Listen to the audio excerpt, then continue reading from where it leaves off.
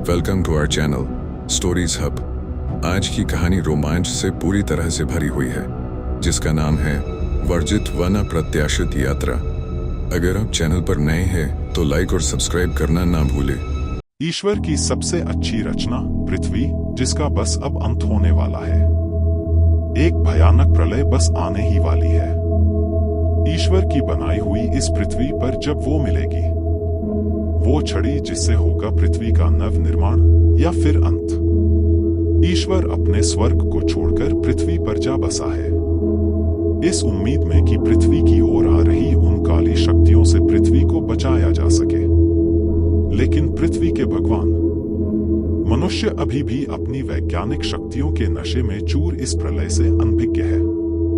जब से ये दुनिया बनी है, तब से सृष्टि में जीवन और मृत्यु के समान ही तब से प्रकाश और अंधकार की रचना भी ब्रह्मांड की रचना के समय ही हो चुकी थी।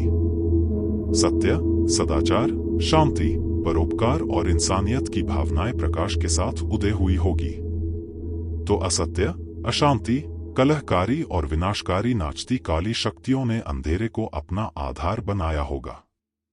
मनुष्य पृथ्वी के भगवान, जो अपनी वैज्ञानिक शक्तियों के सहारे पृथ्वी पर खुदाई करके कुछ छोटी छोटी चीजों को खोजकर बीते हुए इतिहास की जानकारी को हासिल करके हजारों लाखों वर्ष पहले के पृथ्वी पर बसे हुए जीवन और उस जीवन के महाविनाश के अंत के बारे में जो लोग बता रहे हैं, वो ये नहीं जानते कि ब्रह्मांड में चारों तरफ फैली काली महाविनाश काली शक्तियां एक बार फिर से पृथ्वी पर धीरे धीरे फैल चुकी है। मनुष्य असत्य, पाप, व्यभिचार और शैतानियत के चुंगल में फंसकर सत्य और इंसानियत का अंत कर रहा है। अब वो स्वयं के अंत की ओर बढ़ रहा है। एक बार फिर से पृथ्वी पर जीवन का अंत हो जाएगा, किंतु इस बार हमारे अर्थात काली और शैतानी शक्तियों के लिए स्थिति भिन्न है। प्रथम महाविनाश के पश्चात पृथ्वी पर जीवन की रचना में हजारों लाखों वर्षों का समय लगा, किंतु इस बार ऐसा नहीं होगा।